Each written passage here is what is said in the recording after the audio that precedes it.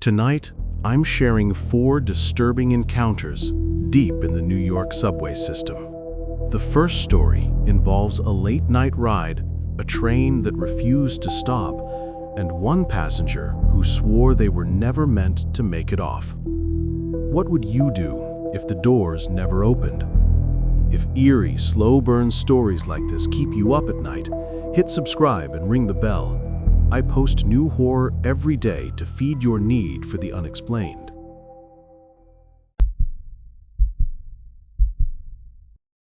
This account comes from Aidan, a grad student who lived in Brooklyn in 2017. He'd been in the city long enough to get used to the usual strangeness of the subway, buskers, graffiti, delays that made no sense. He thought he'd seen it all, until one Friday night. It was nearly midnight when he boarded the downtown train at 14th Street. The platform was nearly empty, just a few people leaning against the tiles, faces lit by their phones. The fluorescent lights hummed. When the train screeched in, he stepped inside the last car. Only 3 other passengers sat scattered: an older woman with shopping bags, a man in a business suit staring into space, and a teenager nodding off with headphones still glowing blue. The doors slid shut. The train lurched forward. The first stop came and went. The brakes never engaged, doors never opened. The tunnel lights whipped by, faster than usual. Aidan frowned. Sometimes trains skipped stops, sure, but the overhead announcement was silent, not even static. Just the roar of wheels and the rattle of metal. At the next stop, the platform blurred past. No slowing, no chime, no doors. Just the station name flashing by in a rush of tile. Aidan glanced around. None of the other passengers moved. The older woman kept her hands folded. The man in the business suit stared ahead, blank. The teenager's headphones pulsed, head bobbing faintly. Anyone else noticing this? Aidan muttered aloud. His voice sounded too loud in the car. No one answered. He pressed the intercom by the door. Dead. No crackle, no conductor's voice. Stop after stop, the train raced through. Canal, Fulton, High Street, platforms streaking by without pause. Each one emptier, darker than the last. Aidan's chest tightened. He crossed to another passenger, the woman with bags. "Excuse me? This train isn't stopping." She lifted her head slowly. Her eyes were cloudy, unfocused. She smiled faintly, but said nothing. Aidan backed away, stomach churning. The car lights flickered. For a split second, the windows didn't show tunnels. They showed black, just black, like the train wasn't underground at all. When the lights steadied, the teenager was gone. Headphones still glowed on the seat, pulsing faint blue, but the boy had vanished. Aidan staggered back, mouth dry. No, no, no! He looked to the man in the suit, still seated, still staring, but now his hands were wrong. Too long, fingers jointed in odd places, clutching the briefcase like claws. The train roared faster. The overhead lights dimmed into a sickly yellow. Aidan hammered on the intercom to the next car, but it was sealed.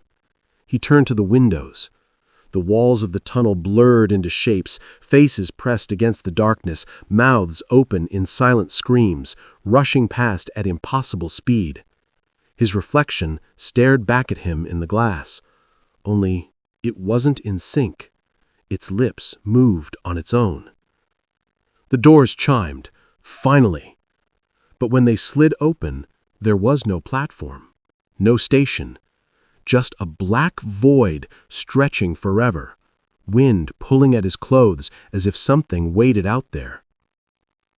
The woman with the bags stood, her shopping sacks dragged across the floor, spilling shadows instead of groceries. She stepped off into the dark without hesitation, swallowed instantly. The doors slid shut. Aiden stumbled to the intercom again, slamming the button. "Stop the train! Stop it!" This time, a voice crackled through. Low, distorted, layered like several speaking at once. "Next stop. Last stop." The suit man rose, joints bending wrong, briefcase dangling. He shuffled towards Aiden, head tilting at an inhuman angle. He panicked. He grabbed the emergency lever by the door, yanking it down. Sparks flew. The train screamed, metal grinding against metal. The lights went out. When they flickered back, he was alone. Empty car, empty seats, the train coasting silently. And then it slowed. The doors opened at his stop, his real stop. Familiar station, fluorescent lights buzzing. Commuters yawned on the platform, normal as ever. He staggered out, lungs heaving, turned to look back. The train car was full of passengers he hadn't seen before, faces pale, eyes hollow, all staring at him as the doors slid shut. The train pulled away. Aiden swore he never saw that last car again. Aiden stopped riding the subway at night. He'll take cabs, buses, even walk miles before setting foot underground after 11 p.m. He still rides in daylight, but he never steps into the last car. He says sometimes when the train pulls in, he catches a glimpse of it, the same car, dimmer than the rest, as if waiting for him to step back inside. Before you go, what do you think Aiden was on? A subway that missed its route? Or something that wasn't supposed to stop at all? Tell me in the comments. The second story involves two transit workers, a forgotten service tunnel, and whispers that should have been impossible to hear underground. What would you do if the tunnels started calling your name? This account comes from Anthony, a transit worker who'd been on the job for over a decade. He knew the subway better than most, its shortcuts, its service passages, the labyrinth of maintenance tunnels connecting lines beneath the city. He wasn't a man who scared easily, until one overnight shift in 2014. Anthony and his partner, Luis, had been assigned to check an unused spur tunnel near Chambers Street. The line had been abandoned for decades, bricked up from the public side. The only way in was through a maintenance hatch, a place most workers avoided unless duty forced them. The air was damp, stale, their headlamps cut through dust, hanging thick as smoke. Rusted rails stretched into the dark, vanishing into a wall of brick where the spur had been sealed. At first, it was routine, checking pipes, noting cracks, writing down water seepage. Their boots crunched against gravel. The city above was a distant rumble. Then, Anthony froze. He thought he heard someone whisper his name. Faint. Right behind him. He spun, only Luis, 10 feet away, scribbling on his clipboard. "Did you say something?" Anthony asked. Luis shook his head. "Nope, just writing." Anthony swallowed, turned back to his notes. The whisper came again, closer. His own name, breathed low, stretched unnaturally. Anthony. This time Luis heard it too. His head snapped up. "You heard that right?" They both shined their lamps down the tunnel, nothing but brick and shadow. Then the whispers multiplied. Not just Anthony's name, Luis's too. Dozens of voices, layered, weaving together like a chorus. Some male, some female, some sounding too young, too old. The acoustics were wrong. The sound didn't echo like it should in stone. It was inside the tunnel walls themselves, as if the brickwork was speaking. Anthony's skin crawled. Luis's light shook in his hands. "It's a prank," Luis whispered, though his voice lacked conviction. But no one else knew they were there. The service hatch was locked. The whispers grew louder, some familiar, some strange. Anthony swore one sounded like his mother. She'd been dead 5 years. Luis went pale. That's my brother." He backed up, nearly tripping on the rails. Anthony grabbed him, steadying him. Their lamps flickered. For a split second, shadows stretched across the brick, long and human-shaped, sliding along as though walking inside the walls. Luis shouted, "We're leaving, now!" They turned toward the hatch, boots crunching faster. The whispers followed. "Don't leave. Stay. Stay with us." The voices rose in urgency, overlapping, desperate. Anthony's head throbbed. Luis clutched his ears, muttering, "Shut up, shut up, shut up!" The hatch loomed ahead. They scrambled through, slamming it behind them. The voices cut instantly, like someone flipped a switch. For a moment, silence. Then, 3 slow knocks against the metal from the other side. They didn't wait. They ran until they reached the active platform, lungs burning. When they told a supervisor, he dismissed it as stress, fatigue. "You two been down there too long," he said. But Anthony swears to this day he wasn't imagining it.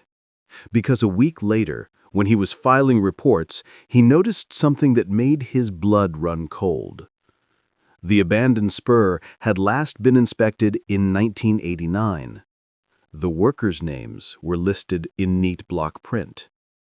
Anthony, Luis. Different men, same names. Anthony quit a year later. Luis transferred to a different line. Neither would ever step foot in that spur again. Anthony says sometimes, when he rides as a passenger, he feels whispers brushing his ear, just beneath the sound of the train. He told me this. The tunnels remember names, and once they've spoken yours, they don't forget. What do you think those whispers were? Echoes of old workers, or something older hiding beneath the city? The third story involves a late-night commuter, an empty car, and a passenger who never should have been there at all. What would you do if someone sat across from you and they had no face? This account comes from Nadia, a paralegal who worked late nights in Manhattan during the winter of 2016. She often caught the last train back to Queens, the hour when the subway cars were quiet, the stations half deserted. She had her routine down to muscle memory.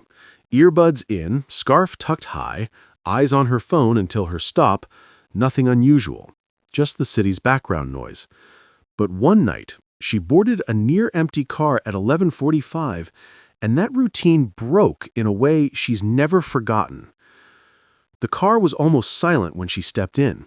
Only 2 other riders, a man in a knit cap slouched at the far end, and a woman with a stroller, half asleep, head nodding. Nadia slid into her usual seat midway down, close to the doors. She set her bag on her lap, scrolled through emails, and tried to ignore how tired she was. The train lurched forward. The fluorescent lights overhead buzzed and flickered with each jolt. It was the 3rd stop when she noticed something strange. A man had boarded. She hadn't seen him step in, she was sure of it, but when the doors slid open and shut, there he was, sitting across from her. At first glance, nothing seemed off. Dark coat, hands folded, posture stiff. But the longer she looked, the more her stomach tightened, because his face was wrong. Not disfigured, not bloody, just blank. No eyes, no nose, no mouth. Just smooth, pale skin stretched where features should have been. Her breath caught in her throat. She blinked hard, told herself it was exhaustion, bad lighting, a shadow. But when she looked again, he was still there, the head tilted slightly as if watching her, though there were no eyes to meet. She tried to glance casually toward the other passengers, silently pleading for confirmation, but the man in the knit cap hadn't moved, head still down. The woman with the stroller was gone. So was the stroller. The car was empty except for her and the faceless man. The train roared on, faster now. She gripped her phone so tight her knuckles ached.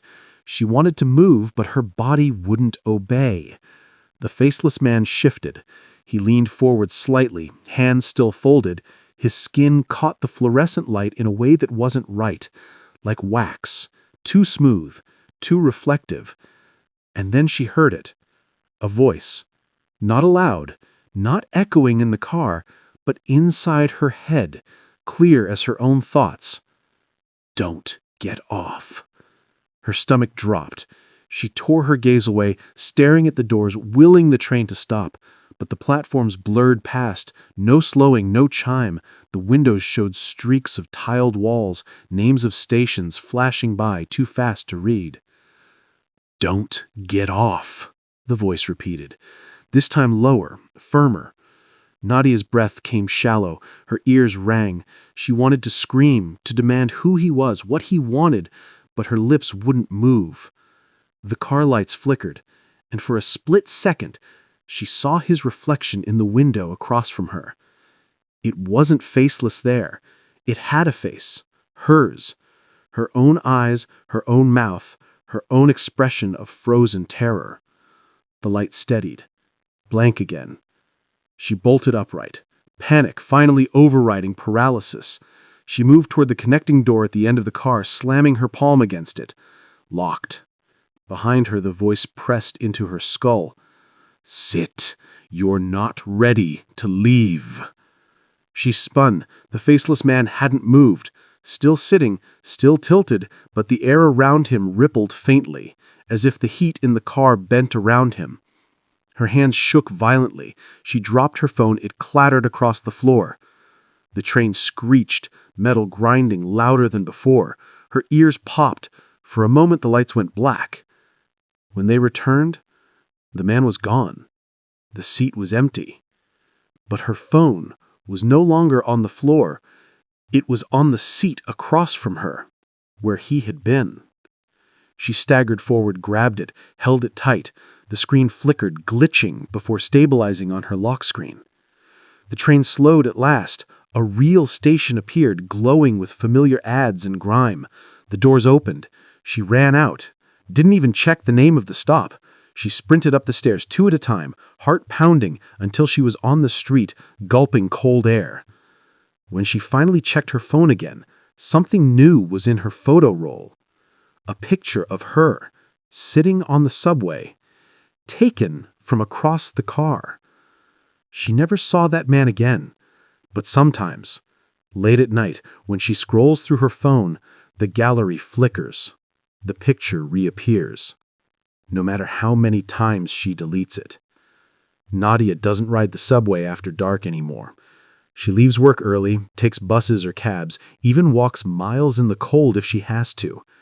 She swears she never fell asleep, never hallucinated, never imagined it, because the photo, the one that keeps returning, is always sharp, clear, perfectly framed. And in the picture, her reflection in the subway window is wrong. What do you think that passenger was? A ghost? A mimic? Or something that lives between the stops? The final story takes place in the last car of a train at 3 a.m., where a passenger discovered that sometimes the end of the line isn't where you think it is. What would you do if the car you were in didn't match any stop on the map? This account comes from Kevin, a college student in Brooklyn who often stayed out too late. He was used to the subway at strange hours, when the cars rattled nearly empty, the only sounds the grind of steel and the occasional announcement muffled by static. But one night in 2019, after a party downtown, he boarded the last car at 3 a.m. and swore he rode somewhere that didn't exist. The platform at Union Square was nearly deserted when Kevin stepped down the stairs, jacket zipped against the cold. His phone was nearly dead.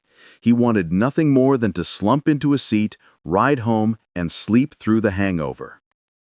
The last car was empty when he entered. Harsh fluorescent lights hummed overhead, flickering faintly with each sway of the train. The smell of metal, stale air, and faint grease filled his nose. He chose a seat by the door, stretched out, and closed his eyes. The train lurched forward. At first, nothing unusual. He half dozed, listening to the rhythm of the wheels, the distant rush of tunnels. Then, he noticed something. The ride was too smooth.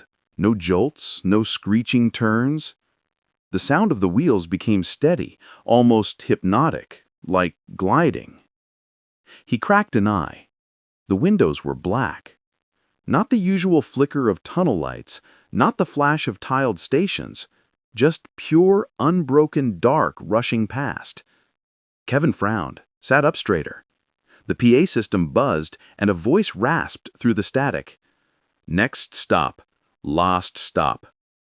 The words were distorted, layered like multiple voices speaking at once. He pulled out his phone, but the screen glitched and died instantly, battery gone. A sudden clunk made him jump. He turned. At the far end of the car, a man now sat facing him. He hadn't seen anyone board. He wore an old coat, frayed at the collar, and a flat cap pulled low. His hands rested on his knees. The man's head tilted slowly upward. Kevin froze. His face was blurred. Not blank, not featureless, but smudged, like someone had dragged a wet cloth over a painting. Eyes and mouth melted into suggestion, but never sharp enough to recognize. Kevin's stomach twisted. He gripped the edge of his seat, forcing himself to look away. The PA crackled again. "Last car, last stop." The train slowed, the lights flickered, the doors opened with a hiss. But outside was no station. The window showed a platform swallowed in fog. No signs, no ads, no tiled walls. Just cracked concrete stretching into the mist. Dim yellow lamps glowed without casting shadows. The blurred man stood. His movement was jerky, too stiff. He shuffled toward the doors and stepped out into the fog without a sound. Kevin stayed put, heart pounding. The doors remained open. Then, from the fog, another figure approached. Not the man. Someone else. It was a woman in a pale dress, barefoot, hair damp and stringy. She stepped onto the train, never looking at him, and sat exactly where the man had been. Her face was blurred too. Kevin's skin crawled.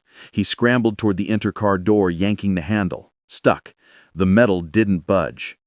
The PA rasped again. "Next stop. Last stop." The doors closed. The train glided into the dark again.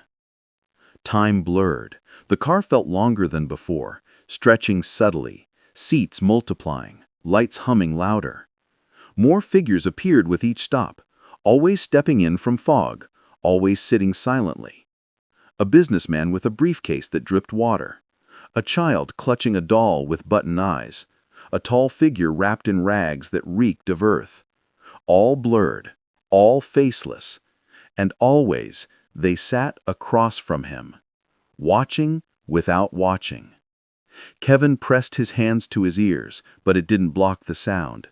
Beneath the hum of the lights and wheels, faint whispers grew, layered, overlapping. Some sounded like words, others like breaths. He caught fragments, his own name, his mother's. Laughter that belonged to a voice he hadn't heard since childhood. His stomach turned. "This isn't real," he whispered to himself. "I fell asleep, I'm dreaming." But then one of the passengers moved. The child with the doll stood. The doll's button eyes gleamed in the fluorescent glow. The child shuffled down the car towards him, step by step, silent. Kevin backed against the locked door, palms sweating. The child stopped 3 feet away, tilted its head, and in a voice too deep for its body, it whispered, "Stay, last stop." The doll's head turned too, the buttons glinting. Kevin panicked. He lunged for the emergency brake, yanking hard. The car jolted violently, lights cut out, the whispers crescendoed into a scream of static.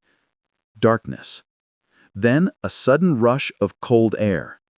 The lights snapped back on. He was alone. Empty car. Empty seats. The train screeched into Queens Plaza, his real stop. The doors slid open. Familiar ads, familiar tile. People waiting on the platform. Normal. Shaking, Kevin staggered off, his knees nearly buckled on the platform. He glanced back once. The last car's windows were black. No passengers. No blurred faces. But just before the doors closed, he swore he saw the child's doll pressed against the glass, button eyes fixed on him. Kevin hasn't sat in the last car since. He avoids it religiously, even if it means standing shoulder to shoulder in a packed middle car. He says he sometimes hears the phrase, "last stop," echo faintly in station tunnels, though no trains are arriving. He warns anyone who listens, if you're ever alone in the last car at 3 a.m., don't stay past one stop. Whatever picks you up after that, it doesn't bring you home. What do you think Kevin rode that night? A ghost train? A nightmare? Or something the MTA doesn't want to explain? Tell me in the comments. Your story might be featured in a future video. If Subway Horror keeps you hooked, make sure you subscribe and hit the bell icon. I post new stories every week. Until then, don't ride the last car alone, especially at 3 a.m. Sweet dreams.